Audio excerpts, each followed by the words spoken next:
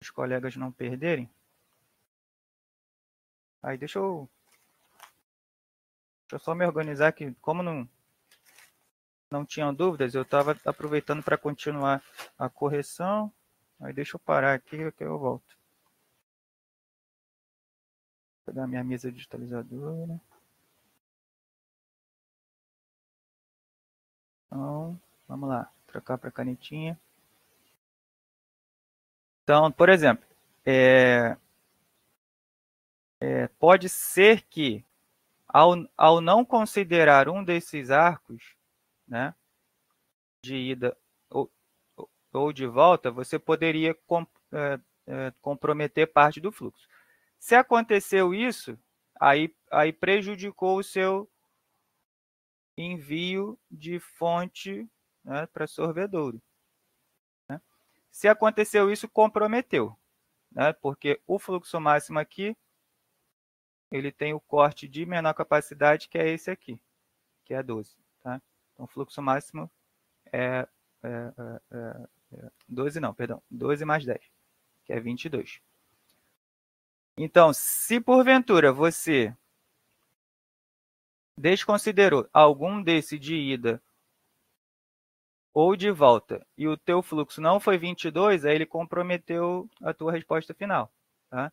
Aí tem os critériozinhos que eu já coloquei para vocês lá, né? Aí tem lá o de comprometimento da resposta final. Mas para a sua dúvida em particular, é assim, pode ser que, né, todos esses arcos fossem arestas, né, que é sentido duplo. Então, por exemplo, esse 4 aqui, né, 4 indo, 4 voltando,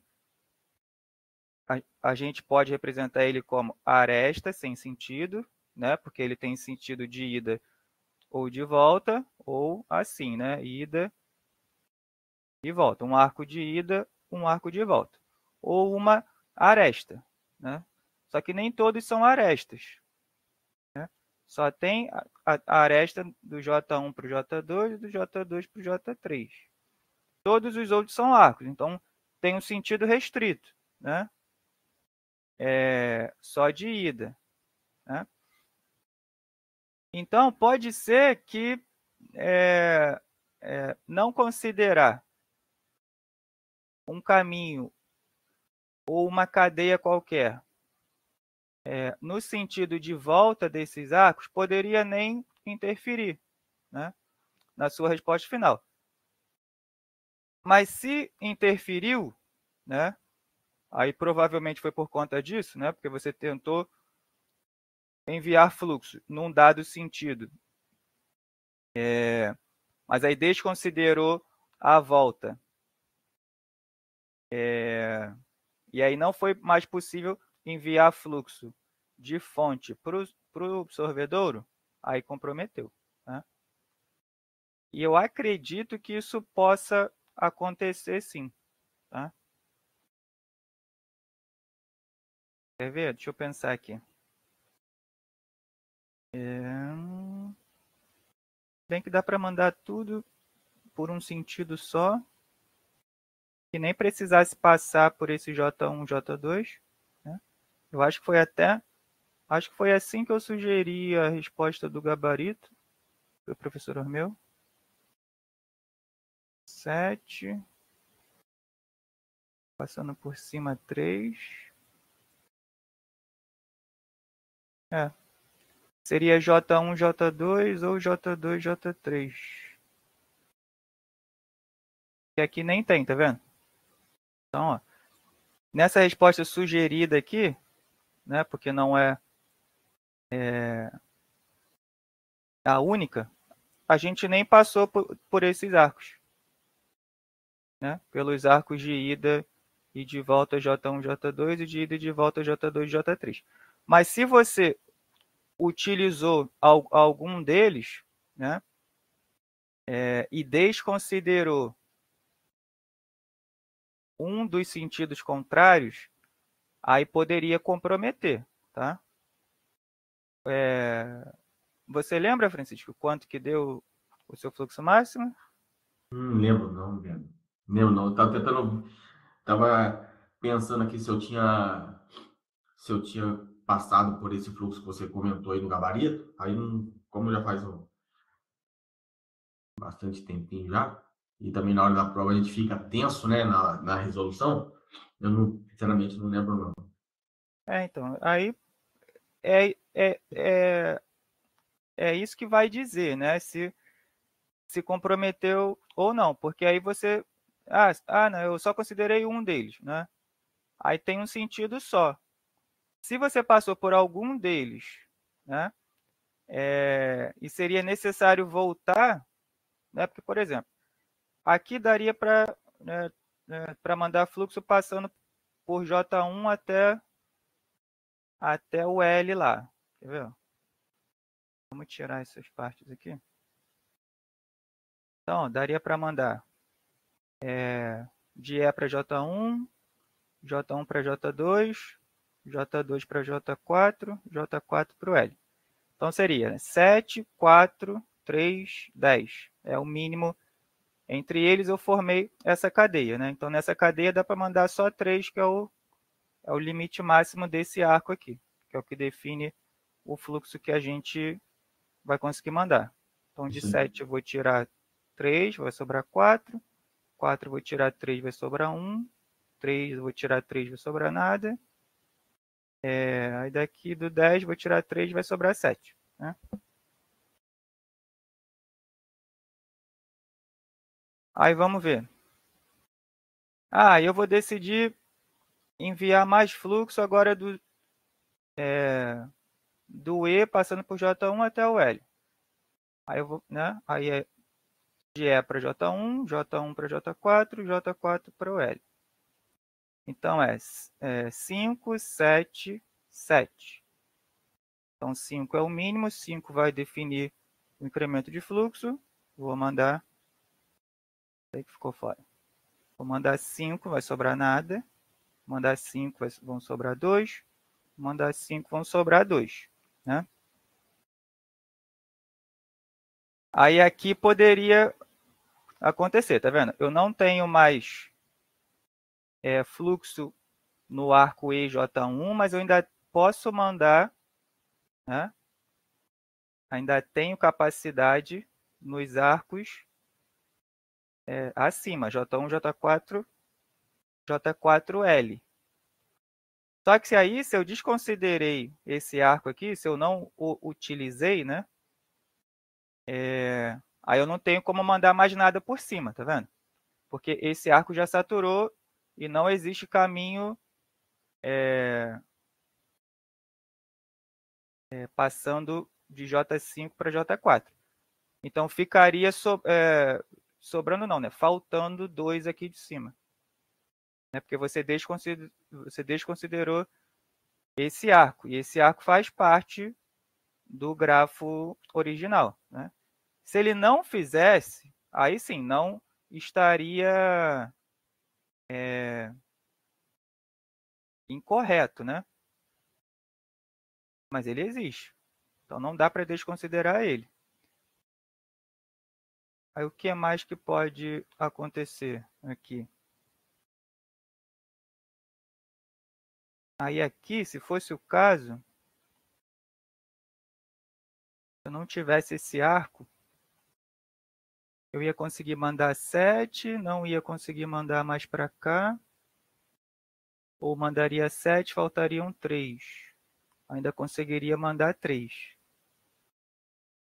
eu utilizasse essa rota, né, essa cadeia, perdão, se eu utilizasse essa cadeia para cá,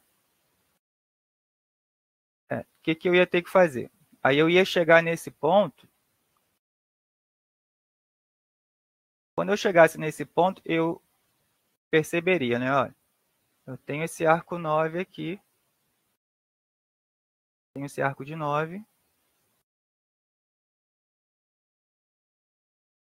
Eu consigo retroceder no fluxo que eu mandei para substituir por essa rota, por essa cadeia, né? Porque aí eu conseguiria, não ia ficar faltando. Né? Então, ao chegar nesse ponto, eu ia ter que detectar do 9 aqui, ó, está faltando aqui. Então, eu ia ter que voltar e recalcular esses incrementos aqui, porque senão meu fluxo máximo estaria incorreto. Então, se eu fizer esse processo, eu ia ter que voltar. Então, todo o fluxo que eu mandei por 4, eu teria que retornar. Então, teria que retornar aqui. Aí, né, por isso que a gente coloca V mais, V menos. Ele fica menos confuso. Mas aí eu teria que retornar os 4 de fluxo. 4 não, 3, né? Os 3 de fluxo aqui. Voltar os 3 de fluxo, que aí é a cadeia ao contrário, né? Retornar 3 de fluxo. Teve mais algum por cima? Foram 3.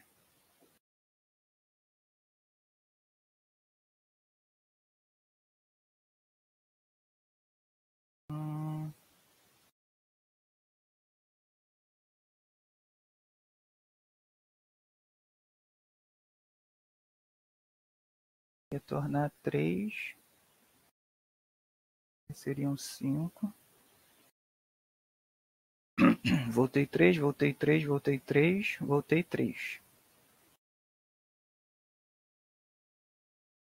Eu mandei mais fluxo por algum lugar? Eu mandei 4 para cá, né?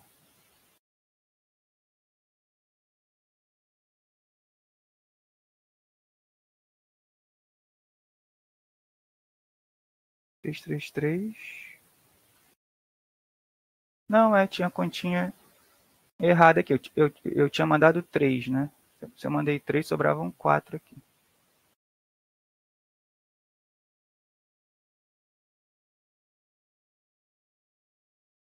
Vamos voltar porque eu errei a continha aqui, ficou mais confuso. Porque esse tipo de coisa pode acontecer, tá? De você selecionar uma rota em que você não consegue mandar todo o fluxo. Então, eu tinha falado 3, né? Aqui, primeiro. Aí aqui sobram 7, aqui não sobra nada, aqui sobra 1. Aqui eu tiro 3, não 4, né? Eu só tinha colocado 5 aqui, né? Aqui eu tiro 3, sobram 4. Aqui só sobrava 1. Aí eu tentei mandar fluxo para cá. Aí o 4 determina aqui para 0. Aí aqui sobram 3. E aqui sobram 3. Aí eu não conseguiria mais mandar se eu não tivesse esse arco de volta, né?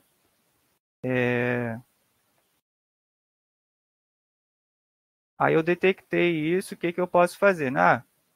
Eu ainda tenho o fluxo que eu conseguiria mandar, né, por outro caminho. Aí eu vou ter que voltar, que é o que eu estava dizendo para vocês. Eu vou ter que devolver os 3 que eu fiz, né? Devolver 3. Aqui passa para 6, né?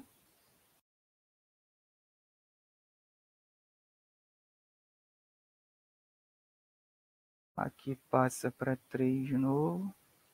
Aqui volta para 4 de novo. Aí aqui eu devolvo 3 aqui.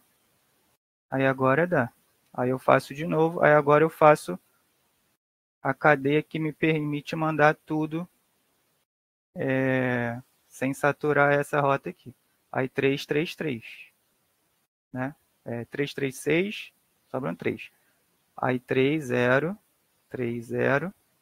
Aí aqui 6, 3. Aí agora sim. Aí eu saturei por cima primeiro, né, para depois ir por baixo. Aí agora sim, dá para usar essa rota sem comprometer o fluxo de cima. Só que aí eu tive que ir e tive que voltar, né, porque ainda dava para colocar mais fluxo. Isso geralmente só vai ser possível detectar quando a gente estiver lá no final. né? Porque aí vocês veriam que ia faltar fluxo aqui. Né? Alguma sequência, né? Alguma das cadeias entre fonte e sorvedouro não seriam zero. Isso precisa acontecer. Tá? Então, aqui ou ia faltar um, né? ou dois aqui para zerar. E o restante aqui, né? Do sorvedouro para trás não estariam saturadas também, não seriam zero. Então, pode perceber isso lá na frente, né? Depois que você executou tudo. Só que aqui nem seria necessário isso, né? Porque tem esse arco de volta. Esse arco de volta compensaria isso, né? Que aí, qualquer coisa que faltasse em cima, que era que estava faltando 3, dava para mandar por aqui, né? J2, J2, J1, e aí a gente seguia normal. Não precisaria voltar, né? Esse arco daria essa condição. Só que a pergunta que o Laerte fez, que é o que gerou confusão, ele, né, ou pelo menos o que eu consegui detectar, é que né, quando ele foi desenhar, e algumas pessoas também fizeram isso, consideraram isso um arco só, né? E que não é. Né? São dois. Né? Quando a gente escreve as capacidades residuais, a gente coloca ó, mais à esquerda, mais à direita. Né? Então, ó, não enviei nada. Não, perdão, ao contrário. Tenho 7 para enviar, não enviei nada. Tenho 4 para enviar, não enviei nada. Tenho 4 para enviar, não enviei nada. Tenho 7 para enviar, não enviei nada. Tenho 10 para enviar, não enviei nada. Então, visualmente, vocês teriam que escrever ida e volta. Né? Quem escreveu um só nos dois sentidos, botou a seta para os dois, aí ficou confuso. Né? Pode ter gerado essa dúvida. Mas mesmo que fosse uma seta só, né, você podia colocar a direita é uma direção, né? Então 4, 0, e a esquerda é uma, a direita é outra, e 0, 4 na outra. Então você vai mandar de um, vai voltar do outro, né? Porque tem essas duas possibilidades. Só que aí depende se você usou essa possibilidade ou não, tá? Como eu coloquei para vocês, no gabarito a gente nem passa por essas, tá? Aí nem iria gerar essa dúvida, mas quem passou, né, por esses arcos de ida e de volta passou por essa dificuldade, tá? Mas aí é só fazer assim, é só considerar um sentido e o outro sentido, tá?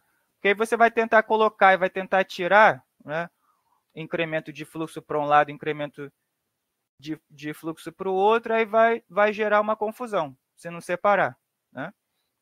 Aí vai somar, vai botar, aí né, nunca vai zerar, né? Aí vai colocar e aí depois volta, né? Coloca fluxo e tira fluxo. Então vai gerar essa confusão. Aí se separar não gera mais dúvida, né? Nessa direção ele pode mandar tanto, na outra direção ele pode mandar outro tanto, né? Porque podia nem ser 4, podia ser 2 aqui, né? Então, olha, numa direção ele consegue mandar 4, mas na outra ele só manda 2. Então você pode até mandar, né, de J1 para J2, mas quando for voltar só volta 2. Né? Que aqui não fez diferença, né? Que eram os mesmos valores. Talvez isso tenha gerado dúvida. Se fosse diferente, vocês iriam escrever de maneira diferente. Aí, né, visualmente, faria mais sentido. Mas a minha sugestão é essa, separar, né? Um sentido e o outro sentido. Beleza?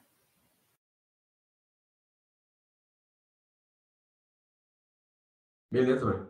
Show. Aí aqui, né, a gente colocou, né, como sugestão o algoritmo de Ford-Fulkerson, essa sugestão de resposta, tá? Que não existe só essa. Mas aí eu estou dizendo...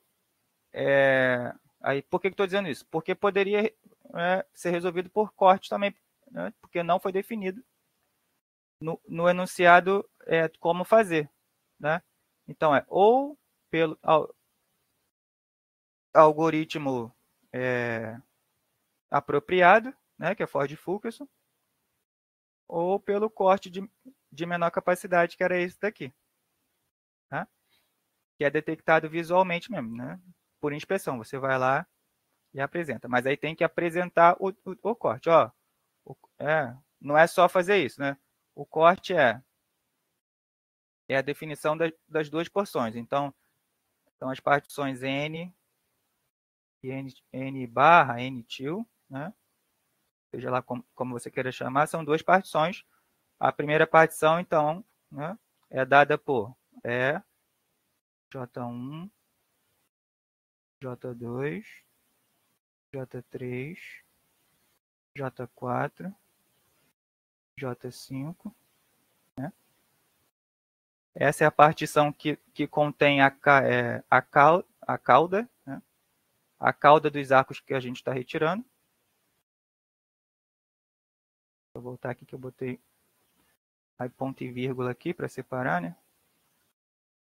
E a outra partição aqui contém a cabeça, é o L, né? Então tá aqui. Ou você pode também colocar, né, assim também. Aí são duas partições, né? Aí está bem definido, pode botar com chaves. Então a partição é essa e o corte que define aquela partição, né? Essa partição, né? Eu vou colocar como, de forma resumida, N til, que é o que está lá. Aí o tamanho do corte é a soma dos arcos em que a cauda está numa partição e a cabeça está na outra. Então é a soma de 10 mais 12, 22. Então isso define o fluxo máximo na rede, que é o corte de menor capacidade, né? Aí tem que, né, ou apresentar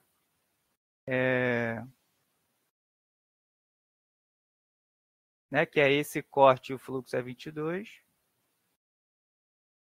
né, ou assim, né, para você, né, deixar bem definido quem é uma partição e quem é outra. Então pode, nesse caso poderia fazer de ambas as formas, porque não está definido lá no enunciado, né? Cadê?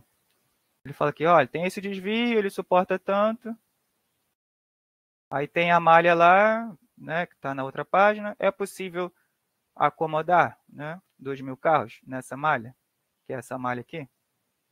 Ele só pediu isso. E antes ele pediu para, né, ilustrar, né? Como pediu, aí tem que ilustrar, como a gente colocou aqui, né? Pediu para ilustrar, ilustra. E a solução tem que vir de uma das duas possibilidades, né? Ou, né, solução pelo algoritmo apropriado, ou pela definição de corte, pelo corte de menor capacidade, tá? Como o corte nem sempre é uma tarefa visual direta, né? Algumas pessoas têm dificuldade para enxergar, aí a gente opta pelo algoritmo ótimo, né? E aí uma boa parcela fez assim, né? Então dá essa sugestão de resposta, já que a maioria fez. Mas também era possível fazer por corte.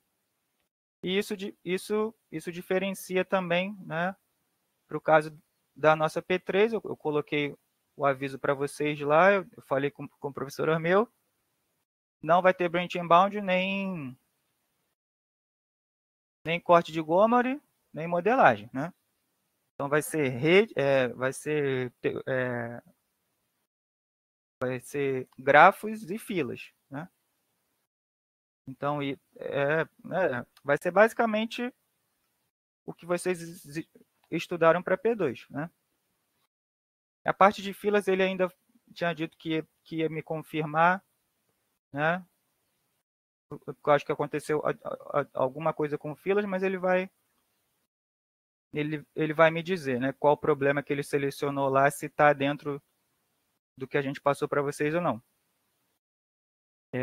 Mas então, é filas e grafos, né? Aí tem que lembrar, é caminho mínimo, né, que teve também nessa prova, né? É caminho mínimo. É fluxo máximo, que é essa questão 2, mas também pode aparecer árvore geradora de peso mínimo, né? Ou ainda pode aparecer uma questão qualquer sobre o, o, o problema que esses dois aqui advêm, né? Que é o problema de fluxo de custo mínimo.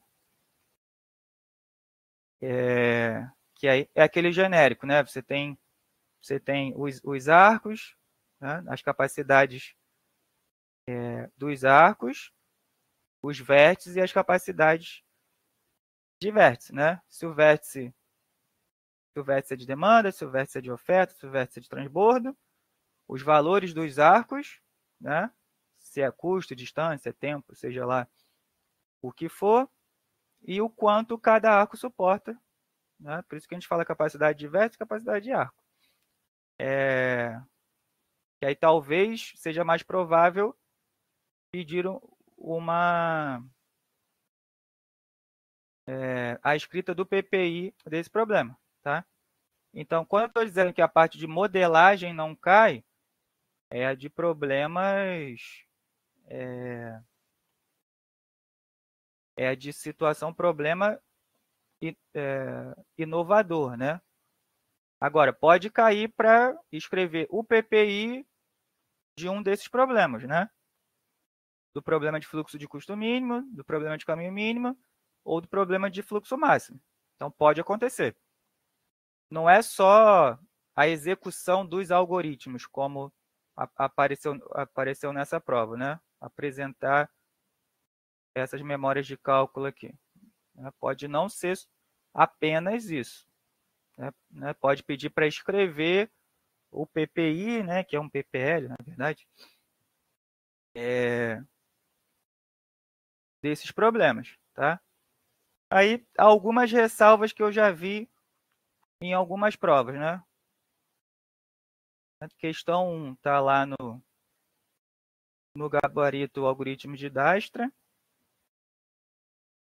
e está especificamente na prova escrito ilustre a rede, então tem que desenhar, ilustre a rede, e calcule o caminho mínimo, olha só, caminho mínimo, entre base e cada um dos locais. Então, é uma origem, né? Uma origem com múltiplos destinos. Né? É isso. Então, qual que é o algoritmo apropriado para isso? Algoritmo de Dijkstra. Até que não hajam mais vértices a serem rotulados. Né? Por isso que aqui terminou lá no último. Ó, não teve mais vértices a serem rotulados. Ó, tracinho, tracinho, tracinho, todos foram rotulados. Aí teve gente que fez por outro algoritmo, né? Que não era de caminho mínimo. E estava escrito especificamente na prova caminho mínimo. Nem pediu para detectar, determinar, interpretar, não teve nada disso. Estava escrito na prova, caminho mínimo. Tá? Era só ter usado o que a prova estava pedindo. Aí aconteceu isso lá, né? Já foram vários que eu encontrei. Agora, na questão 2, que tudo bem, não estava escrito, né? Explícito. Mas mesmo que não esteja explícito, vocês precisam ser capazes de detectar de qual problema se trata, né? E qual algoritmo apropriado. Tá? Então, se tiver escrito na prova, nem pensa, né? Está escrito, é caminho mínimo, né? Se é caminho mínimo, ou é Floyd ou é Dijkstra, tá? E eu só vi uma vez há muito tempo o Floyd, né, para caminho mínimo numa situação específica. Então, é praticamente impossível, né, que ele substitua, né, Dijkstra por Floyd. Então, não tem dúvida, era caminho mínimo, era Dijkstra, tá? Mas pode acontecer dele não colocar, né,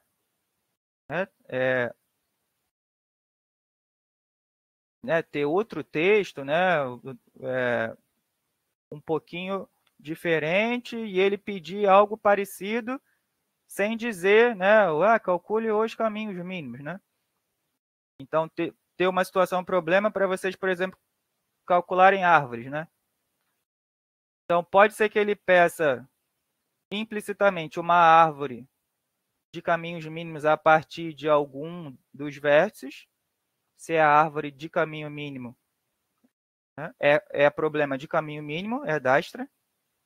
Agora, se ele pedir uma árvore, né, com peso global, né, com peso total, que seja mínimo, aí é problema de árvore geradora de peso mínimo, algoritmo de Prim. Aí precisa detectar pelo enunciado, se não tiver explícito. Aqui estava explícito, tá? Não precisava fazer isso. Aí na 2, sim, né, não estava explícito, mas vocês, né, seriam capazes de detectar que era um problema de fluxo máximo. Aí aqui não foi explícito, né, sobre de qual forma resolvê-lo, né? Então, quando não é explícito, né, pode ser com as alternativas que a gente coloca para vocês. Então, ou por algoritmo apropriado, que é o Ford-Fulkerson, né, que é o que está lá no gabarito, tá? Ou pela definição de corte. Aí é o que eu apresentei para vocês aqui. Então, essas são as duas possibilidades de resposta. Tá?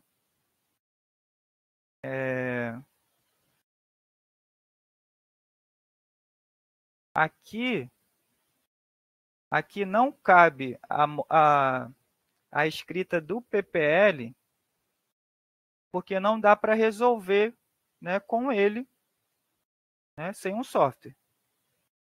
Então, a escrita do PPL não, né, porque ele pergunta, né, especificamente, eu consigo passar os 2.000 carros? Né? Para isso, eu preciso do valor, eu preciso calcular. Então, né, eu sei que nas notas de aula tem 3 possibilidades, né? A escrita do PPL, né? A formulação algébrica, Ford-Fulkerson e corte. Mas aqui não dá, né, para resolver, para responder a pergunta que foi proposta com o PPL. Né?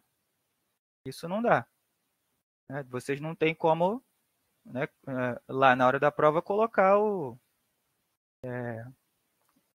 escrever a formulação e dar essa resposta. Então, tem que ser com aquilo que dá a resposta. O que dão as respostas são os algoritmos. Né? E o outro é a definição de corte. E a outra foi de filas, né? Filas MM1, tá? O que mais gerou dúvida aqui, né, que, né, nem era para ter gerado, porque está nas notas de aula, né? Inclusive com o exercício resolvido. Foi a mera detecção, né, de quem é lambda e quem é mi. Teve gente que pegou lá, 5 dias e 4 dias. Só que 5 e 4 dias é uma distribuição exponencial para tempo entre pedidos, né? Se é tempo entre pedidos, isso é o inverso do lambda, o inverso do mi, né? É 1 a cada 5 dias. 1 a cada 5 dias. 1 a cada 4 dias. Não é 5 e 4. É 1 sobre 5, 1 sobre 4. Né? Por quê? Porque tem a relação entre distribuição exponencial, né, e a Poisson. Né? Uma média de 5, né, dias. A média da exponencial, né, é o inverso da Poisson. Eles guardam essa relação. Aí eu ainda, né, em outras aulas eu ainda costumo falar que dá para a gente fazer uma regra de 3 simples, né? Porque a gente não trata dias por unidade lá, né? Por entidade. Dias por atendimento, dias por serviço prestado, né? A gente usa a taxa. Então, a taxa é tantos serviços por unidade de tempo. Então, por dia, por hora, por minuto, né, por mês. Então, aqui ele faz uma relação de mês, né? Então, aqui ele recebe um pedido, né? Então, um pedido a cada 5 dias.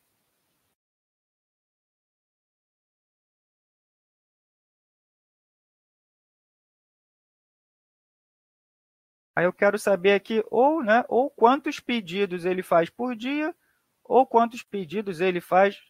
Aí depende do que o enunciado está pedindo, né?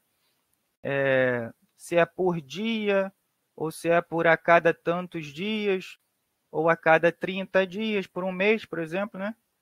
Então, ou eu trago para um dia, né? Aí para um dia é um dia, quantos pedidos, né? X pedidos. Então, aí, né? Deixa eu só trocar o X aqui, porque já é lambda, né? Então, o lambda, de fato. Aqui é o lambda. O lambda é 1 sobre 5. 1 sobre 5 pedidos por dia, né? Ah, não. O enunciado está tratando lá por mês.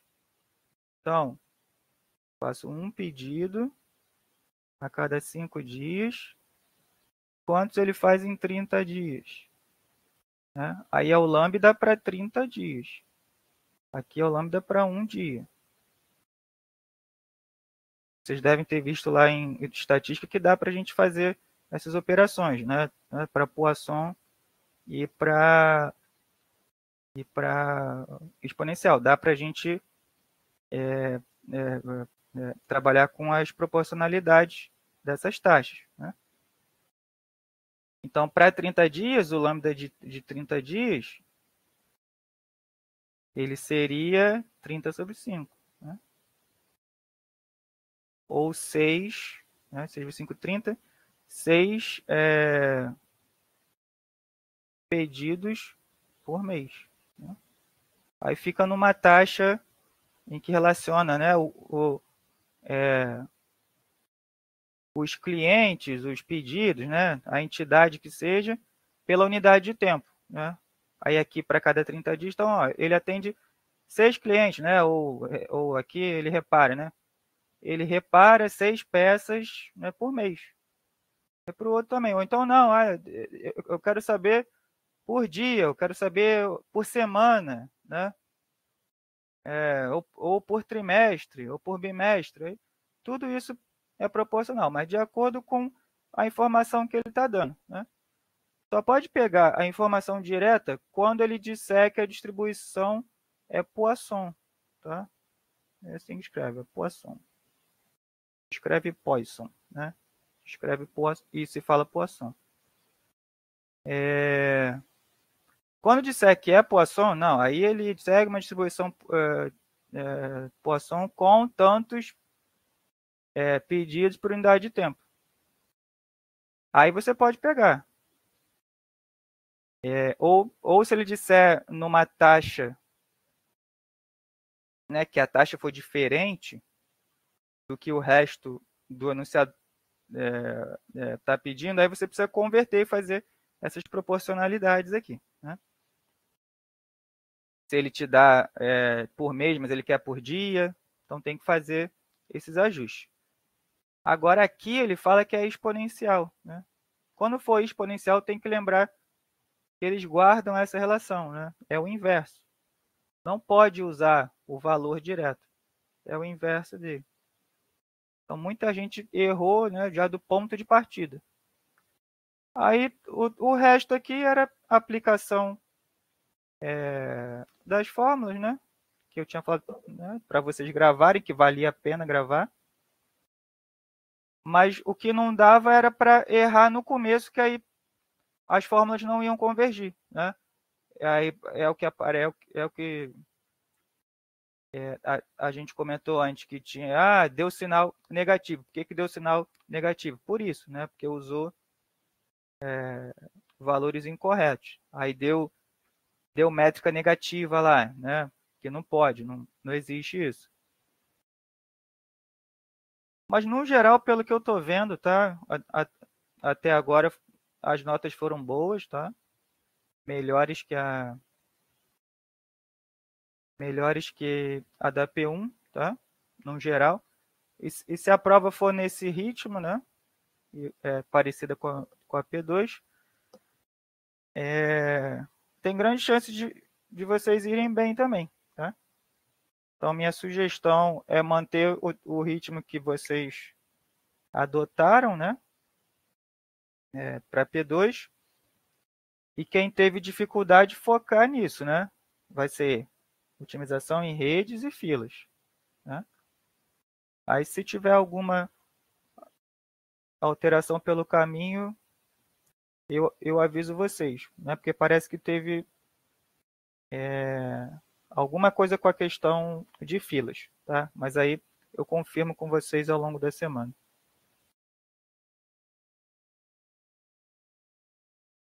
Fora isso, os critérios também já estão lá, né? Eu já coloquei para vocês. Aí vai faltar só, né, terminar de corrigir e compilar para vocês, tá? Então, minha expectativa é com o meu compilado e o do professor Ormeu, assim, até a noite de amanhã a gente divulgar para vocês terem uma semana, né, para se organizar, para não ficar muito apertado. Mas aí, se eu não conseguir, aí eu passo, né, para 24 horas seguintes, né? Aí para a noite do dia 10, segunda-feira, ou para a noite do dia 11. Aí a gente vai indo, tá? Mas, né, foi bem mais rápido que a P1, né? Já tem gabarito, já tem critério. Aí conforme for a nossa velocidade, né, mas a expectativa é que saia amanhã até o período da noite. Ok? Estamos conversados sobre prova. Eu estou mais preocupado com exercícios mesmo. A gente teve poucas tentativas esse semestre, tá? Corrigi poucas tarefas. E o ideal é que vocês, né, tentem, né, cometam erros ao longo dessas tentativas,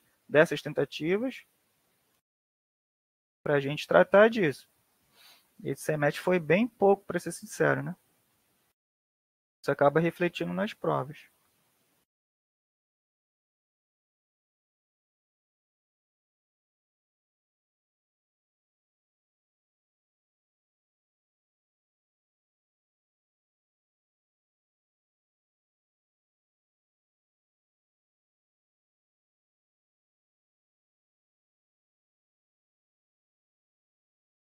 O Marcelo colocou que tem tido bastante dúvidas com o fluxo máximo. Ok, mas você tentou, né? Tem alguma coisa que queira mostrar para a gente?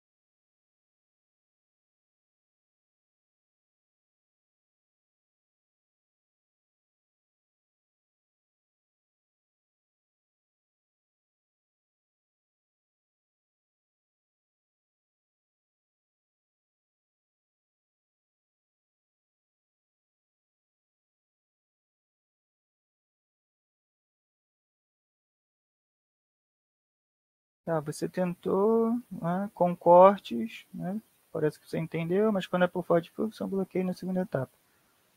Então, né, acho que você tentou. Né, traz uma para a gente ver. Tira uma foto aí e coloca para a gente.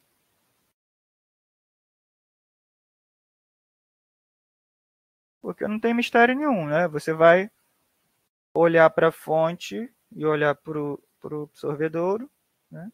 E vai tentar colocar fluxo, né? Então vai começar de um lado, vai tentar colocar. Aí tenta colocar todo o fluxo de um arco saindo da fonte. Aí depois tenta do outro. Aí, não deu, só consigo mandar fragmentos. Aí eu tento mandar fragmentos, né?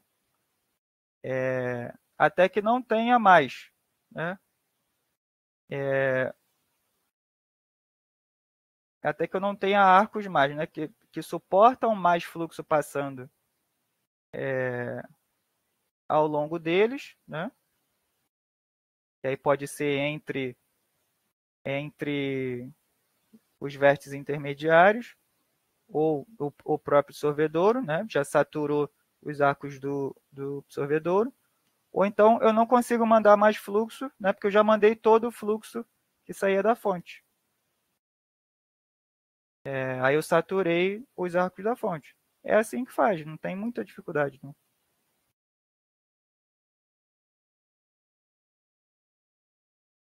A gente está perguntando quantas questões terão na prova e quais matérias. Então, coloquei para vocês né, lá no mural e estava falando mais cedo, né? O que vai cair na P3 é a otimização em redes e filas, tá? Agora, quantas questões, aí eu não sei dizer, tá? Mas aí, né, pelos conteúdos, eu tinha falado antes que eram 4, né? Se fossem todas. Se fosse todo o conteúdo, né? Então, como ele está dando esses dois, né, eu acho pouco provável serem 4 questões. Então, podem ser no máximo 3 questões. Né? Acho 4 difícil, ser 2 de cada um desses pontos, né? Ou 2 ou 3 questões. Né? Uma de cada tópico, 2, ou 2 de uma da outra. Né?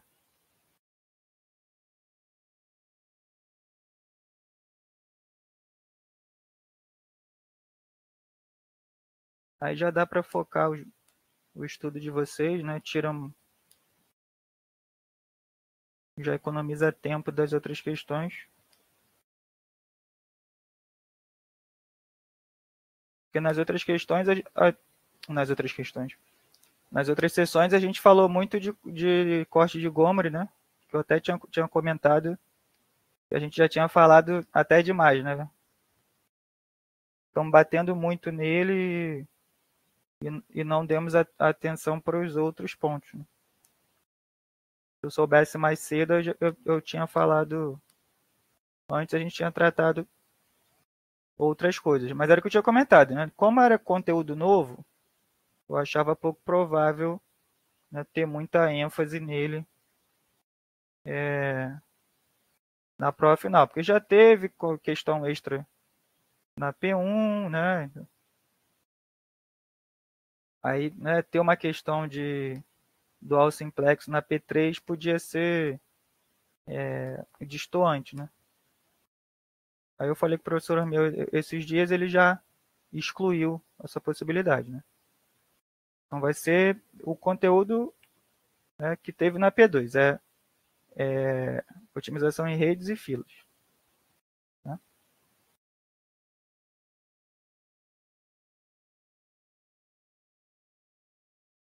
Então, vou voltar a corrigir prova. Tá? Se alguém tiver alguma dúvida, né, pode falar que eu estou escutando vocês.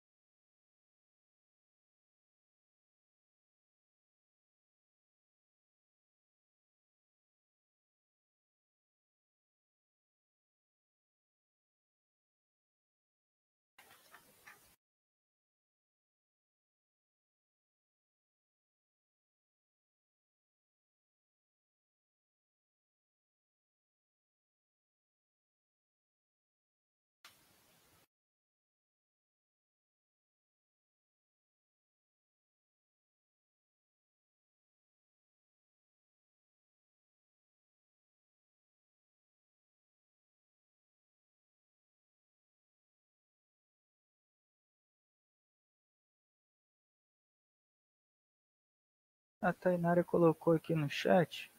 Poderia resolver uma questão usando Floyd ou dar pelo menos algumas dicas sobre ele?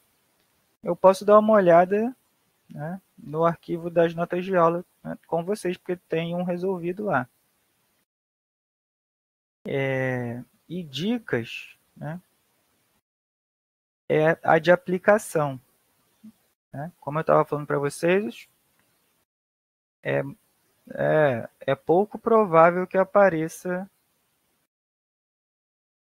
isso em prova. Então, é saber diferenciar, né? Então, quando que a gente vai usar? Né? Aí é a diferença sutil entre Floyd e Dijkstra. É que para Floyd, né, quando a gente vai usar Floyd, é quando o objetivo é obter todos os pares de caminhos mínimos, né, de todos para todos. Então, para Dijkstra é um par origem-destino definido. Né? Quero ir de 1 para 6. Né? Um par origem-destino definido. 1 para 6. Calcule caminho mínimo.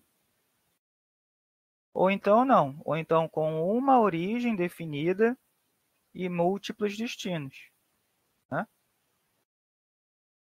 Então quero ir do vértice 1 para o vértice 2, para o vértice 3, para o vértice 4, para o vértice 5, né?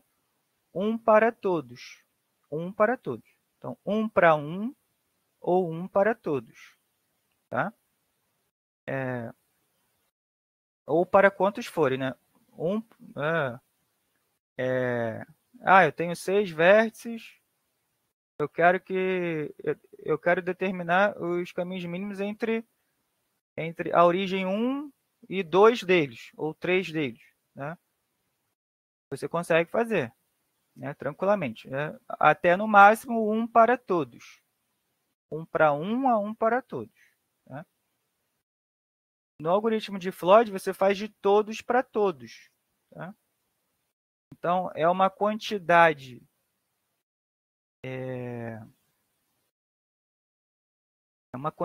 de cálculo, né,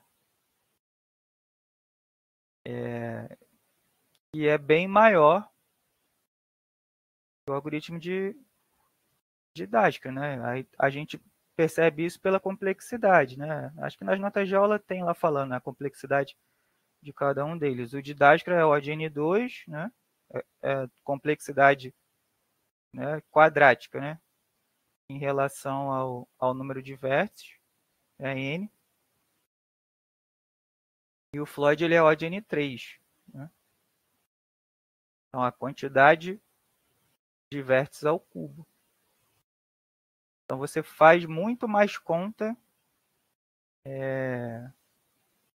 no algoritmo de Floyd, né? Porque eu quero detectar tudo de uma vez. Né? Então não faz sentido pedir ele, né, para resolver um probleminha de caminho mínimo, né, com par origem e destino definido. Né? Ou só aquela árvore de caminhos mínimos a partir daquele vértice. Então, por isso que não é comum aparecer ele em provas. Mas aí deixa eu baixar ele aqui.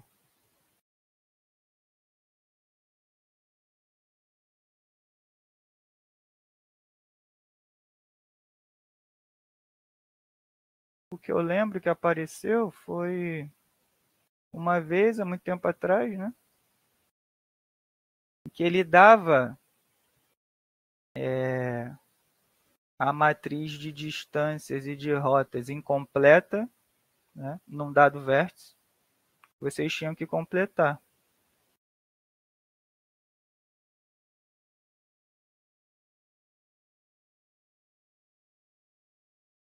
Então, nem seria necessário fazer todo, né? Ter que executar ele por completo, né? Que é o ODN3. Mas aí teria que percorrer 2 vértices, né, por completo para chegar num terceiro. Né? ou de posse de algumas informações obter outras.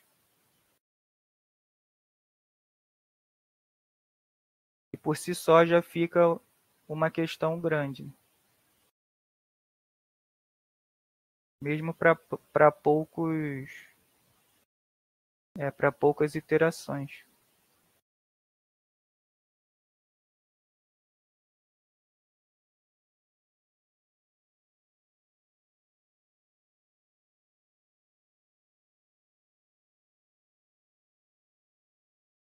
Tá, deixa eu baixar ele aqui.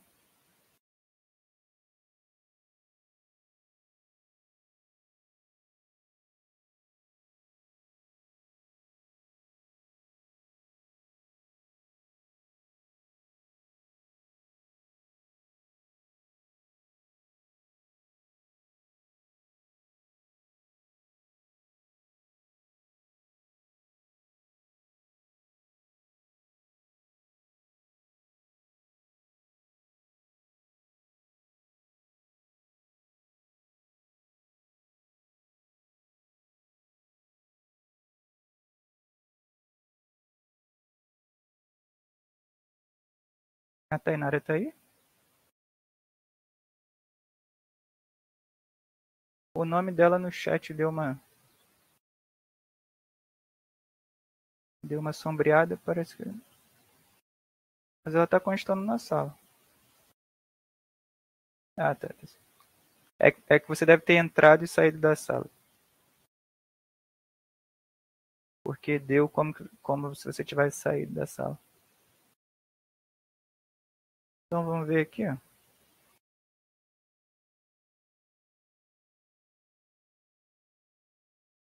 Aqui está explicando mais ou menos o caminho mínimo, né?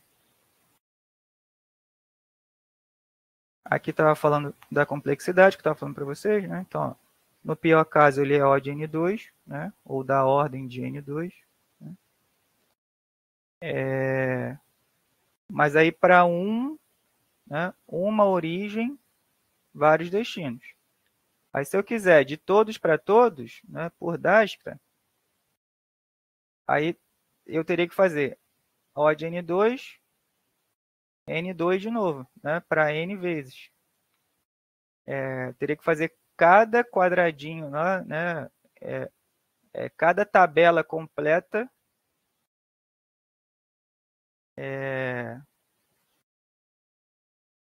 N duas vezes. Então, no pior caso, ele é O de N4. Né?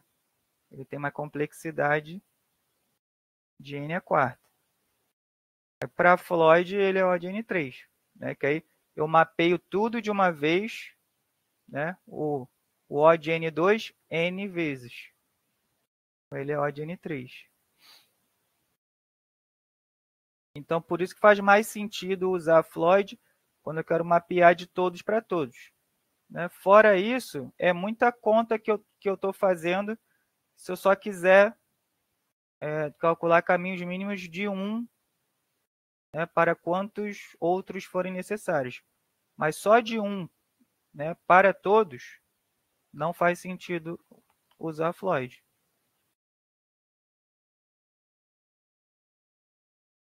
Aí aqui ele vai explicar o que a gente faz, mas deixa eu ver se tem o exemplo pronto. Porque o coração é esse daqui, né? A iteração eu vou mapear, né? As distâncias. Aqui eu calculei na iteração anterior, né? Para aquele par que eu estou considerando de vértices, né? Se existe caminho alternativo passando por ele. Né? Então, é porque geralmente a gente vai ter caminhos diretos. Então, para não perder um caminho, né, alternativo, aí a gente tem que percorrer, né, tem que procurar através de outros vértices e conectem aqueles dois, né? Para verificar se não há caminhos alternativos. Deixa eu ver se eu consigo tirar esse negócio da tela aqui. Saiu, mas eu preciso da mãozinha. Mãozinha. Aqui, vamos ver lá no exemplo, porque vocês não gostam muito, né?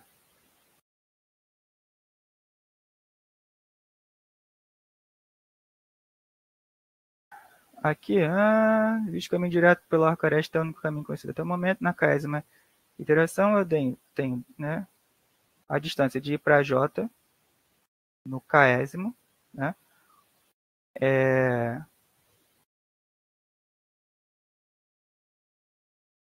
Se ele for maior que o caésimo passando, né, ao invés de ir direto de I para J, passando por K,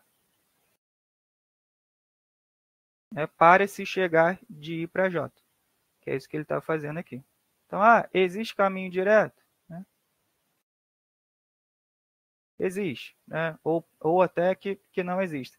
Mas aí existe caminho alternativo passando por um K, né? Por um vértice K. Esse vértice K ele vai sendo atualizado iteração a iteração. Então, aí eu verifico todos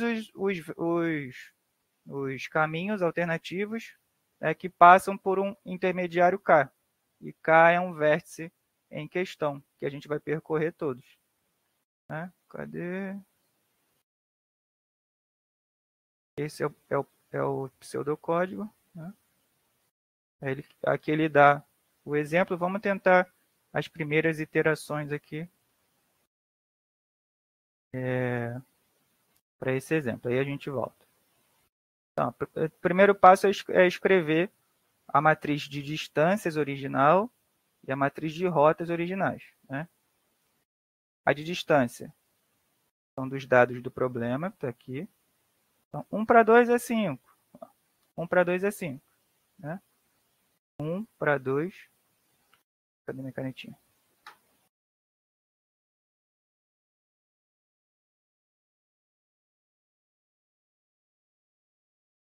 Vamos lá. 1, 2. Não, 1, 2, 3, 4, 5, 6. 2, 3, 4, 5, 6. Aí, 1 para 1 não tem, né? 1 para 2, 5. Né? E 2 para 1 também 5. Né? Por quê? Porque é aresta, né? Não é arco. Então, ele tem direção nos dois sentidos, né? Tanto ida quanto volta. Então, eu posso preencher tudo, né, numa direção só, né? À direita dos zeros e repetir ele, né, tudo que for abaixo dele no passo 1, né? Que aí depois eu vou atualizando. Então, aqui é só colocar os dados do grafo original. 1 para 4 é 10. 1 para 4 é 10. E 4 para 1 também vai ser 10. Né? Então, isso daqui são as matrizes de distância D e J. Isso aqui é a matriz de roteamento I e J. Tá? Só que aqui ele determina o predecessor imediato de I para J.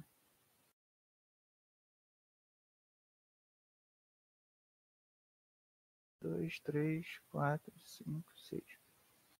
Então, é o predecessor imediato de 1 para 1. É o próprio 1. Tá? Aí, como que a gente preenche isso daqui? É assim, ó. Predecessor P de I para J é igual a I. É por isso que ele está assim aqui. Né? Então, ó, indo de 1 para 2, quem é o predecessor imediato aqui? É o 1. Porque eu estou pressupondo que ele vem do 1. Né? Ele não está passando por ninguém. Porque aqui ainda não existem caminhos alternativos. Então, é por isso que cada relação linha-coluna tem o valor da linha. Então, por isso que é 1 na linha do 1. Na linha I igual a 1. Né? Para qualquer coluna. Do 2 a mesma coisa, 3 a mesma coisa, 4 a mesma coisa, 5 a mesma coisa, 6 a mesma coisa. Aí, para recuperar depois, eu vou seguir essa lógica, que o predecessor imediato IJ é igual a I. Né? Então, se eu achar lá na frente, né, lá no término, alguma coisa que é diferente de I aqui, significa que eu passei por rotas alternativas. Então, se for diferente de I, né, for P, I, J,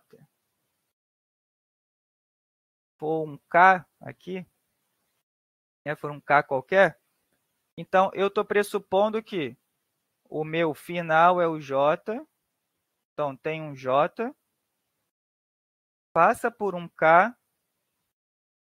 aí pode ou não ser, ele pode ou não ser um I aqui. Né? Porque é o predecessor imediato do destino, vamos dizer assim, né? Do J. Então, é quem está mais próximo do J. Então, aqui, como né, são rotas diretas, né, quem está próximo é, de fato, o I, né, porque só tem ele, é de I para J. Aqui é IJ direto. Né, IJ. Quando for diferente de I de J, linha coluna, né, quando for um K, aí esse K está entre eles, mas não necessariamente só existe esse K. Eu posso ter outros Ks. Então né, pode ser um K1, posso ter um K2. Então, por exemplo, ó, vai para um K1, passa por um K2 e depois chega no J. Mas o predecessor imediato que ele vai computar é o K2, aqui. Né? Aí, para determinar depois, aí eu tenho que ver quem é o P, I, K2, que é uma dessas linhas também, não importa, eu só vou ter que ir lá buscar, ele vai dizer que é o K1. Né? Aí, dizendo que é o K1, aí depois eu vou de novo no predecessor do I, K1, aí ele vai ter que dizer que é o I. Aí eu parei. Aí eu cheguei, de fato, na origem I. Então, é assim que a gente recupera as rotas na matriz de roteamento do algoritmo de Floyd. Tá? Mas aqui é só setar. Então, setou. Né? Aí eu vou para a primeira iteração. Né? Aí, a primeira iteração eu estou numa dada linha, dada coluna. Né? Estou na IJ. Né? Estou na IJ. Eu estou conectando dois vértices aqui. Né? I e J. Na iteração 1, a pergunta que eu faço é: existe caminho alternativo que passa pelo vértice 1 e para cá? De I para J? Né? Aí a gente vai ver.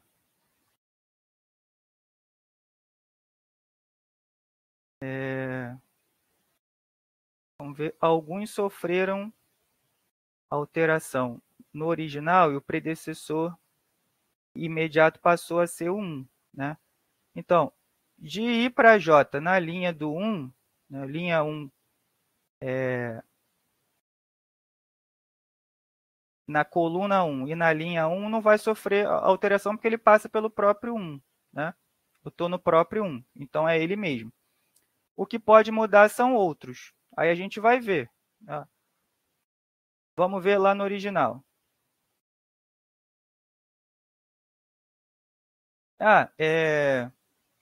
De 2 para 4. Aqui, ó. De 2 para 4. Não tem de 2 para 3? Acho que fica mais simples na tabela.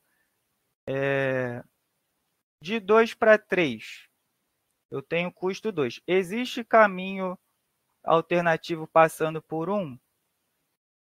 Né? Existe, mas ele é dado por 2, 1, 1, 3. Né? Que aí dá 9. Só que 9 é maior que 2.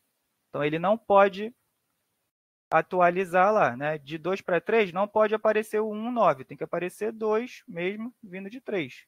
Né? Então, vamos botar aqui. 1, 2, 3, 4, 5, 6. 1, 2, 3, 4, 5, 6. Cadê? Então, eu falei 2, 3, né? Ó, então, 2, 3 continua sendo 2. Né? Continua sendo 2, o predecessor imediato continua sendo 2. 1, 2, 3, 4, 5, 6. 1, 2, 3, 4, 5, 6. Aí tá, vamos ver um que muda. Então, ó, 3 para 4. Vamos ver 3 para 4?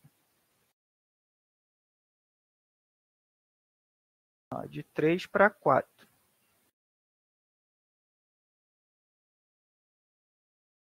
De 3 para 4 não existia. Né? Cadê? 3 para 4. Ó. Sequer existia caminho direto. Não existia caminho direto. Então, essa é uma possibilidade de sofrer alteração, porque era mais infinito. Se houver conexão direta, né, entre esses dois, passando pelo vértice 1, aí eu atualizo. Né?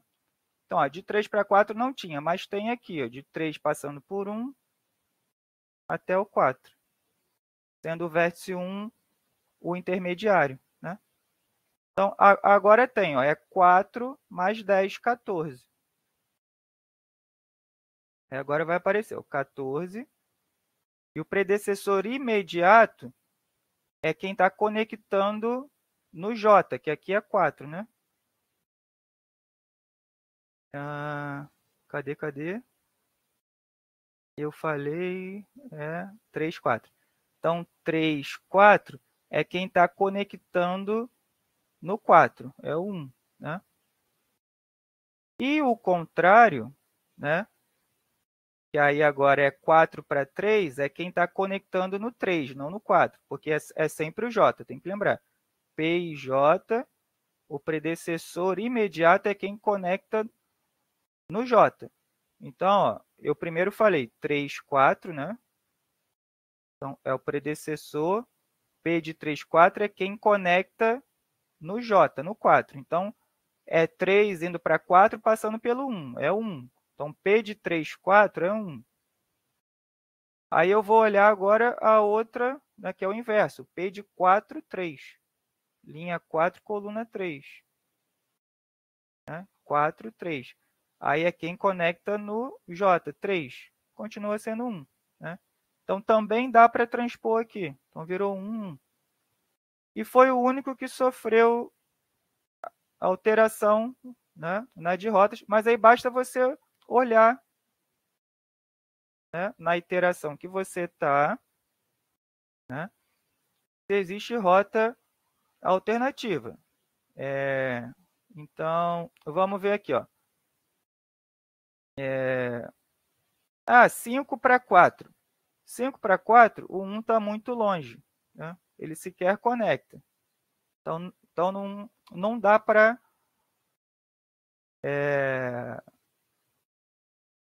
atualizar. Né? Então, só daria aqui o 2, o 3 e o 4, né? Porque tem rota alternativa passando pelo vértice em questão. Né? Aí a gente vai fazer isso vértice a vértice. Só que agora, ao invés de eu olhar, né, para o grafo original, eu vou ter que olhar para a tabelinha anterior, tá? Porque não vai dar para se guiar mais só por ela. Então, tinha que voltar aqui.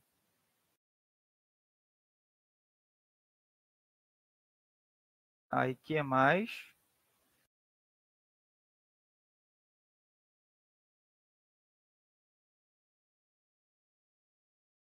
Aí, vamos para o vértice 2.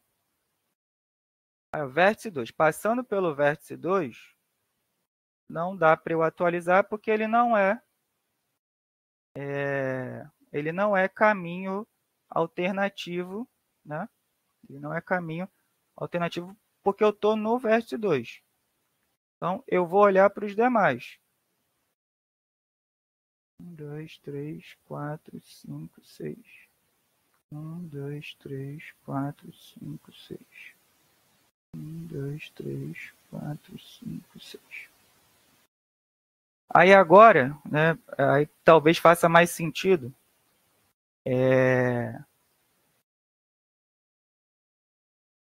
usar pelas definições das notas de aula, porque a gente não vai conseguir mais ficar olhando para eles, né? Para os vértices. A não ser que você consiga visualizar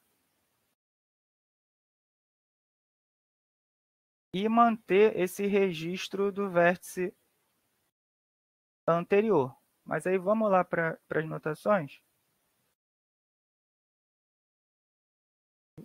Acho que fica mais fácil. Aí a gente vai usar a regrinha, né? Ó,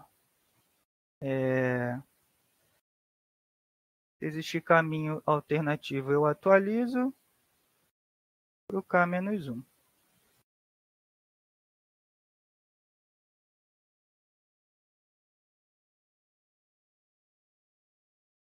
Na 40ª iteração, se D de K-1 e J for maior que DK, eu atualizo. Deixa eu ver se ele deixa escrito em algum lugar aqui.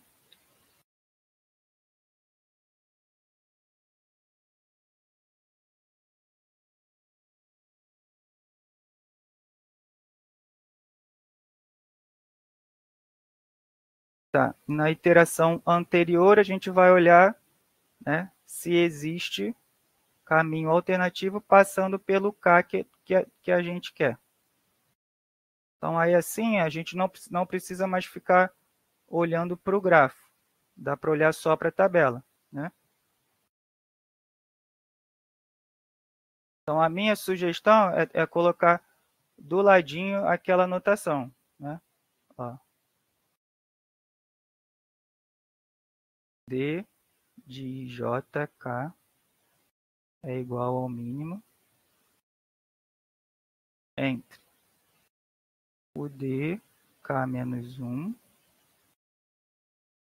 e J e o D K-1 e passando por K mais D de K-1 K para J. Então, é isso que a gente vai fazer agora, né? Aí eu vou olhar agora. Vértice 1, vértice 2. Vamos pegar um caso que ele alterou para 2 aqui. Vamos pegar o 3. Não, tem no 1 aqui. Ó. No 1 para 1. Então, no 1 para 1, eu vou olhar. O D do 1 para 1, 0. Né? O D do 1 para o 2, 5. Né? Mais o D do 2 para o 3. Não, perdão. Eu estou no 1, né? Eu estou no 1, perdão. Vamos lá de novo. D de 1 para 1, 0. Né? D de 1 para 1, 0 na iteração anterior. Aí tem que ir de 1 para 2. Né?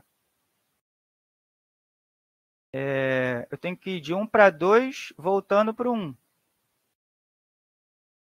Então, aqui, né, intuitivamente, eu vou, né, do 1 para o 2 e do 2 para o 1, é 5 mais 5. Então, fica 0, né? Fica o mínimo entre 0 e 5. 5 não, 10. Que é 5 mais 5. 0, 5 mais 5. Aí é 0. Manteve o 0, né, aqui. Manteve o 0 na linha de baixo. Né? Linha e coluna, tudo que for 2 não altera, porque não existe caminho alternativo, né? Porque eu estou no 2. Aí vamos para o 3. Então, do 1 para o 3. Deixa eu subir um pouquinho. Do 1 para o 3. Né? Ó, 1 para 3. Do 1 para o 3, indo direto na iteração anterior, era 4. Né? Agora eu vou do 1 para o 3 passando pelo 2. Então, era 4 ou 1 para 2, 5. E 2 para 3, 2. Então, 7. Então, aqui é o mínimo entre 4 e 5 mais 2, né? 1 para 2, 7. 5 mais 2. O mínimo aqui. E continua sendo 4. Né? Por isso está o 4 aqui. Aí aqui parece que sofreu alteração. Vamos ver ele. Ó. Indo de 1 para 4. Indo de 1 para 4. Indo de 1 para 4 era 10. Né? Só que agora eu vou passando por 2. Então, eu vou de 1 para 2. Deixa eu colocar em algum canto aqui. Então, era 10. Né? Aí, agora eu vou de 1 para 2, 5. Mais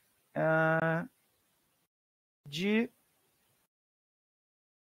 2 para 4, né? Que é 2.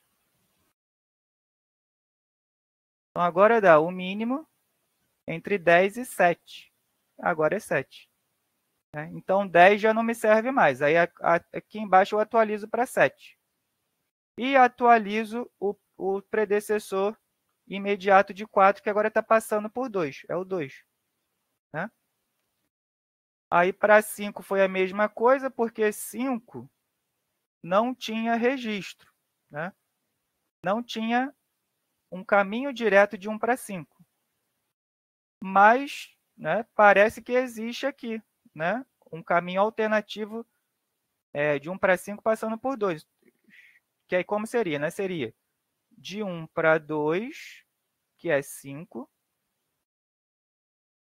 mais o que for de 2 até 5, né, que é 2. Então, 5 mais 2, 7. Então, existe caminho alternativo, atualizo. Aí, vamos ver um que não existe, né? Olha, de 1 para 6, né? Será que existe caminho alternativo passando por 2 para 6? Aí eu olho. De 1 para 2, de 1 para 2, 5. Agora eu vou de 2 para 6. De 2 para 6 é mais infinito. Então, ó, aí eu caio. Se eu quiser manter nas notações para não errar, ó, o primeiro era mais infinito. Né? E o segundo foi 2 mais infinito. Né? Porque não existe rota passando. Né?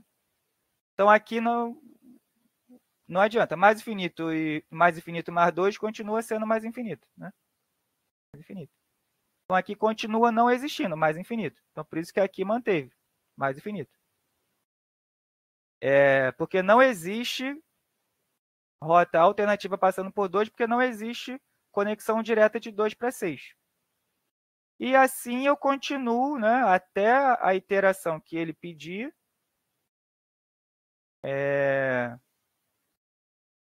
Né, ou até que o algoritmo finde. Né? Que aí quando que ele finda? Né? Ele finda quando k foi igual ao número de vértices, que aqui é 6. Então, eu percorro todos os caminhos alternativos, né? Seguindo essa lógica aqui. A única coisa que precisa gravar é essa notação. Né? A distância de I para J na iteração K, a distância de I para J na iteração K é dada por o mínimo entre a distância de I para J na iteração anterior e, né, a soma de uma distância alternativa passando por cá. Né? Então, a soma da distância de I para K na iteração anterior com a distância de K para J na iteração anterior. Então, construiu a primeira tabela, né, que é essa aqui, de acordo com o grafo, você vai se basear nela para a próxima iteração. Né? Então, você vai construindo a outra de posse da primeira. Né? De posse da anterior, perdão, né? De maneira recursiva. Né? Aqui ele fica mais fácil porque está, né, tá empilhado, e aí, né, do slide anterior, né, desse aqui para o outro não ficaria tanto. Né? Mas assim, assim ficou bem mais fácil de visualizar. Né? Então, na tabela que eu estou construindo, eu tenho que olhar para a anterior. Então, olho para a anterior. Existe caminho direto? Aí eu registro caminho direto. Né? Se não houver caminho alternativo, eu registro ele na tabela direto. Né? Agora, se houver caminho alternativo,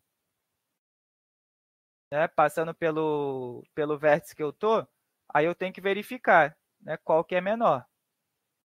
Né? Se existir, se ele for menor, aí eu atualizo, aí eu troco. Se não, eu só mantenho. Né? Aqui, ó, o 0 manteve aqui, o 5 manteve, o 4 manteve, agora o 10 não manteve, né? Porque existe caminho alternativo e ele é melhor. Né? Ser melhor, no problema de caminho mínimo, é ser menor. Então, existe um 7. Aí eu atualizo. Aí, olha, aqui não existia, mas existe caminho alternativo passando pelo vértice 2. Aí eu atualizo, 7. Né? Aí, para o vértice 6, não existia. Né? Não existia, mas existe caminho alternativo passando por 2? Também não existe, então mantém mais infinito. E assim eu vou iteração a iteração. Só que eu faço, né? Eu faço K iterações e calculando cada caminho mínimo, né? Entre cada par ordenado, né? Um a um. Então, ó, linha, coluna, linha, coluna, linha, coluna, cada uma delas. Né?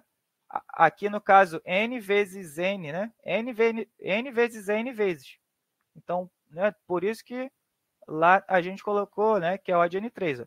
Eu faço n vezes n, né, cada vez, n vezes. Então, por isso que é mais trabalhoso. Eu recalculo esses caminhos todas as vezes, vértice a vértice. Então, por isso que eu acho pouco provável, né, de que apareça em prova, muito menos em prova final, né, que costuma ter mais questões e tal, entendeu? Mas é isso. Então, tem o resumo né, do porquê usar, quando usar. E se precisar usar, o que é mais importante lembrar é essa regra de mínima aqui. Tá? Não pode esquecer isso. Aí, só com isso dá para escrever qualquer um. Né? E os predecessores é lembrar dessa lógica. O predecessor imediato, né, ele é imediato em relação ao destino, né? O imediatamente anterior ao destino, que é o J. Oi, Marcelo, pode falar. Oi, professor, boa tarde. Oi, boa tarde. Só desculpa, no caso, eu tinha perguntado antes sobre uma questão, mas é de Ford Folkson, não é referente a Floyd, não. É que acontece, eu estou usando o próprio gabarito da prova, assim, para tentar entender mais ou menos. Só que o jeito que eu entendi, mas, assim, funcionou, ele só não é muito igual ao que é apresentado no material. Eu não sei se existe algum problema nisso. Assim, não tá muito não tá diferente, mas também não é igual. Então eu vou descrevendo ponto a ponto o caminho que eu tô escolhendo, selecionando, no caso ali, o menor valor que pode ser utilizado dentro do fluxo. No final, eu somo esses menores valores para entender qual é o fluxo máximo. Se eu fizer isso na prova, eu vou estar errado ou vai ser considerado? Eu vou precisar ver, tá, Marcelo? Tá, eu consigo compartilhar? Eu vou ter que tirar uma foto aqui primeiro para... Tira uma foto, mas o nosso tempo já está no limite. Então, ou tira uma foto, ou digitaliza e me manda na sala de tutoria que aí eu vejo. Aí eu vou validar para você. Não, isso vale, ou isso aqui não vale. Assim, tá bem pequeno aqui. Eu não sei se existe necessidade de mandar. Acho que o senhor consegue avaliar. Por mais que falte só 18 minutos, eu acho que dá tempo. Tá, então tira uma foto aí Tá, que eu bonitinho. compartilho com você. A Tainara está aí, esclareceu. Porque começar também agora a treinar desse tipo também, eu não sei se é jogo, né? Mas não é tão difícil não, entendeu? Assim, ele só é muito trabalhoso, Isso eu confesso, não é ser difícil, é extremamente trabalhoso, né? Você tem que reconfigurar essas tabelinhas, né? Iteração a iteração, vértice a vértice. Dá muito trabalho. A única coisa que ficou faltando aqui é na obtenção das rotas, né? Então, por exemplo, eu quero determinar aqui, ó, aí eu cheguei na última, terminei, né? No último vértice, eu tenho a minha matriz D e J de caminhos mínimos, essa né? Porque K é igual a N, é a matriz de fato de caminhos mínimos e a matriz de rotas e J, tá? Então, aqui eu posso pegar qualquer caminho mínimo e a rota dele. Então, por exemplo, 1, 2, 3, 4, 5, 6. 1, 2, 3, 4, 5, 6. Aí vamos supor que eu quero descobrir quem é esse 9 aqui, né? Que é o 5, 1. Né? Não, é o 1, 5, perdão. É a distância 1, 5, que dá 9. Eu quero saber quem é a rota dele. 5 não, 6. 6. Vai até o 6. Que é o 6, não é o 5. Volta. Que é o 6. Então, aqui é o D, 1, 6. Ele dá 9. Então, aqui a distância de 1 para 6 deu 9. E quem é a rota que diz respeito a esse valor 6 de 1, esse valor 9 de 1 para 6? Aí eu olho para a matriz de rotas. Né? Aí eu tenho que lembrar que aqui é sempre um P e J, né? Que é igual a algo, que aqui está dando 5. Então, o I aqui é 1 e o J é 6. Então, é o P de 1, 6 está dando 5. P de 1, 6 está dando 5. Então, se não for, se o P de IJ não for I, se o predecessor imediato de J não for I, tem um intermediário neles. Né? Então, esse 5 está passando por eles. Mas não necessariamente só existe o 5. Então, eu sei que esse valor de 9 ele é de 1 para 6 e passa por 5. Então, para eu determinar se só tem o 5 entre eles, aí eu vou ter que olhar para o P1, 5. Quem é o P1, 5? Eu vou olhar. P de 1, 5. O P de 1, 5 é 2. Né? Espera aí que esse negócio fica me atrapalhando para escrever. Deixa eu tirar aqui. P de 1, 5 é 2. Então, olha. P de 1, 5 ainda tem um intermediário entre 1 e 5, que é o 2. Aí eu vou ter que olhar o P de 1, 2. Quem é o P de 1, 2? P de 1, 2. É 1. Aí agora sim. Agora o P de J é igual a I. O predecessor imediato de J é o I, é o 1. Então, de 1 para 6, eu estou indo 1, depois para o 2, depois para o 5, depois para o 6. Vamos ver se é isso lá? 1, 2, 5, 6? De 1 para 6 dando 9?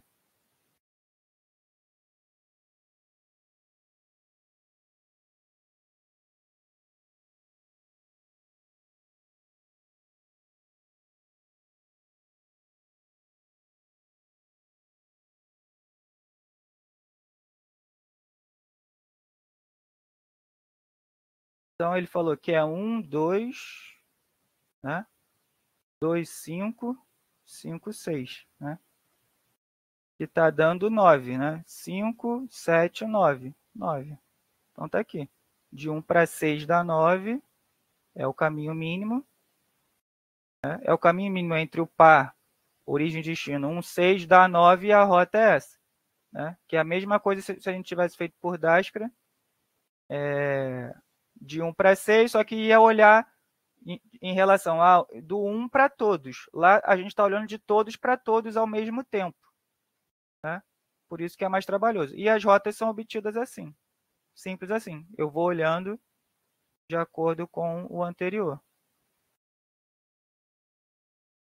Ele até coloca aqui, ó, alterado, inalterado.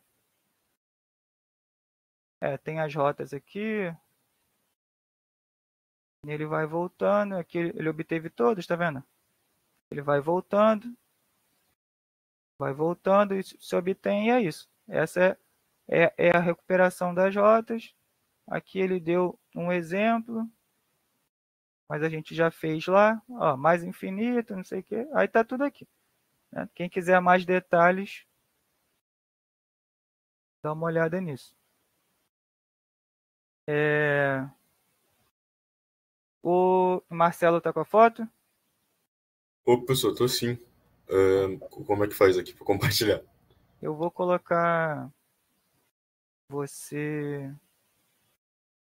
como apresentador. Aí eu te digo como. Você vai no seu canto inferior esquerdo, tem um botão de mais. Aí lá em cima, na parte de cima, quando você clicar nele, vai aparecer gerenciar apresentações. Aí você clica nisso.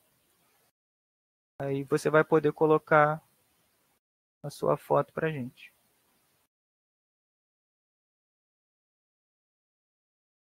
Aí pode arrastar ela aí em cima da área permitida ou entrar nos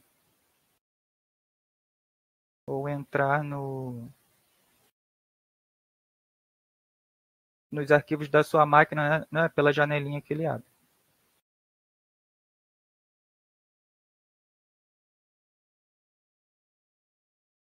Encontrou aí?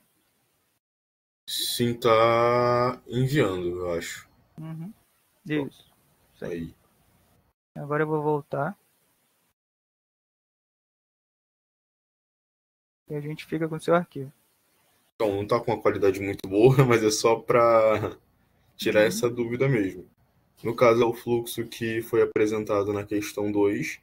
A única diferença é que eu deixo ele um pouco mais textual, explicativo, do que seguir aquele passo a passo. Mas, como eu disse, ele é meio que parecido com o exemplo final, com o que foi dado de resposta, né?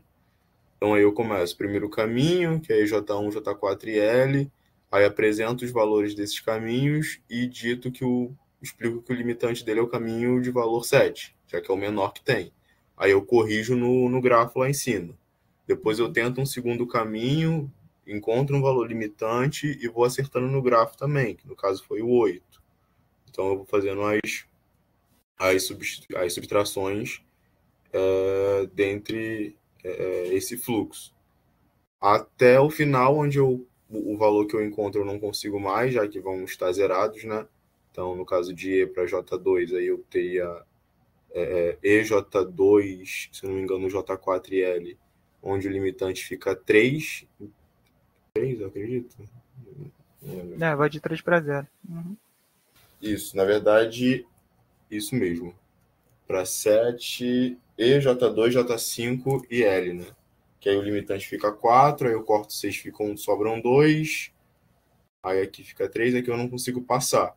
Aí depois eu só somo esses menores valores que foram encontrados no processo e encontro o fluxo máximo, que nesse caso foi o 22. Se eu fizer dessa forma, vai estar errado?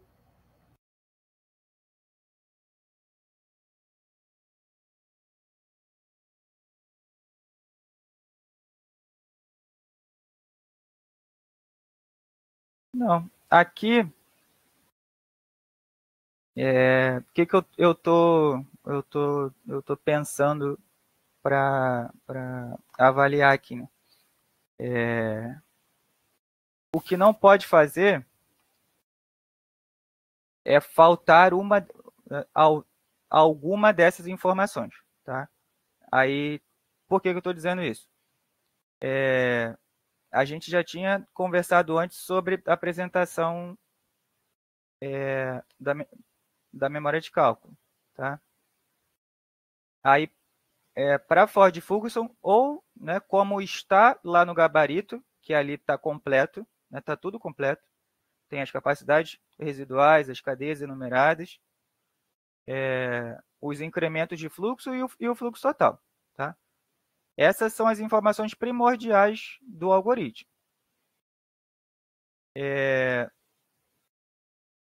O que você aqui pode fazer para deixar mais enxuto, necessariamente apresentar esse grafo, tá? Necessariamente dessa forma aqui, que aí eu tenho os valores, né, das capacidades de arco e os incrementos, né, e os decrementos que foram sofridos. Então, né, com as retiradas aqui, eu consigo perceber quanto você tirou, tá? Aí não precisa dizer, né, quanto colocou, porque fica mais enxuto. Dá para fazer assim. A gente já apresentou gabaritos assim. Então, para deixar mais enxuto, você podia, né, simplesmente colocar do lado aqui, né, essas informações. Por exemplo, colocava do lado, sem esse texto todo, tá? Só assim, ó. Colocava do lado. Iteração 1. Então, iter 1. Colocava lá do lado. Iter 1 é o EJ não sei o que, delta F tanto, que é 7, né? Então, delta F tanto. Aí eu sei que essa cadeia é esse incremento você fez aqui. Só uma guia do lado aqui. Iter 1, iter 2, iter 3, iter 4.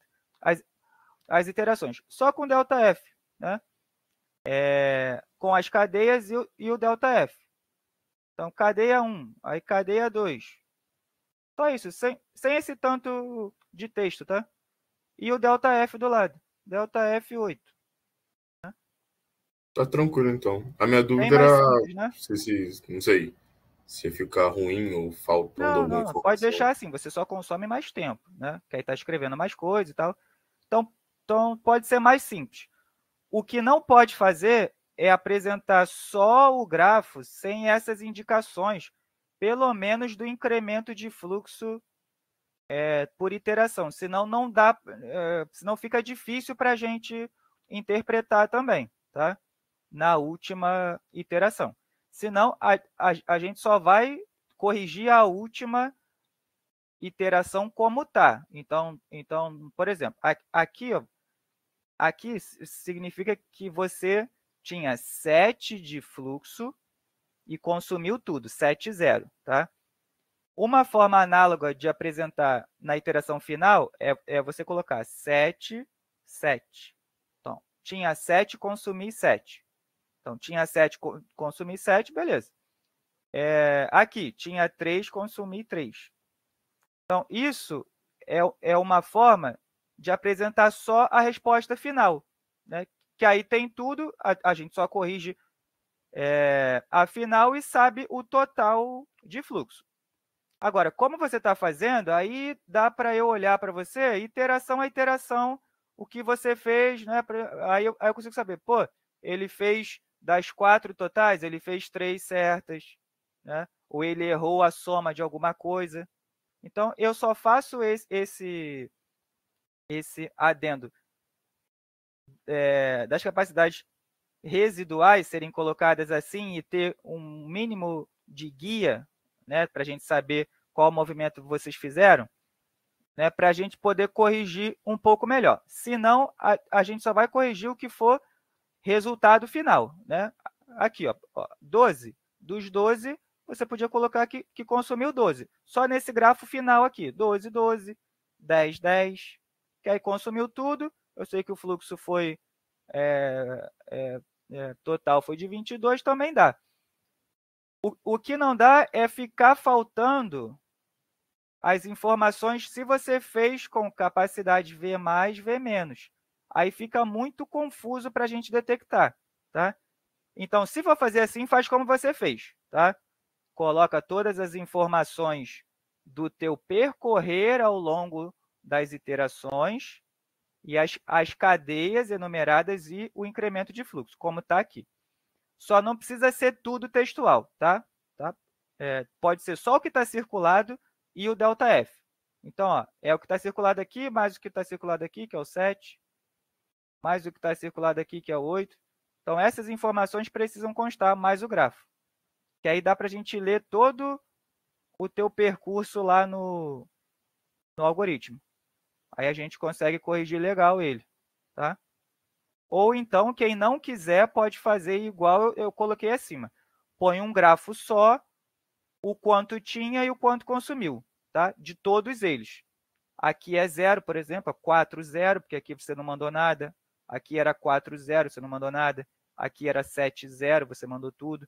Então, pode fazer assim também, só o final. Só que aí a gente vai corrigir o espelho final. Aí, se tiver qualquer coisa errada pelo caminho, ΔF incorreto, aí a gente vai usar a tabela, né? Ó, tá errado, tanto, aí é tanto por cento. Comprometeu a resposta final, né? Ou então não, as cadeias, o consumo de fluxo aqui está todo incorreto. Aí depende de como vai ser quem está te avaliando, né? No caso, o professor Romeu ou eu. Do que o avaliador vai tomar como decisão. Então, por isso que eu, particularmente, oriento fazer com V+ e com V- sem aquele texto todo. Né? Pode fazer como você fez.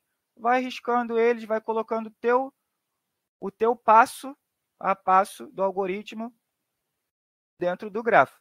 Aí dá para ler ele direitinho. Beleza? Beleza. Então, tá Valeu. liberado. Pode fazer assim, tá? Valeu, obrigado. O Emanuel tinha perguntado. Quer perguntar alguma coisa, Emanuel? Eu posso te responder. Ah, não. Ele saiu da sala.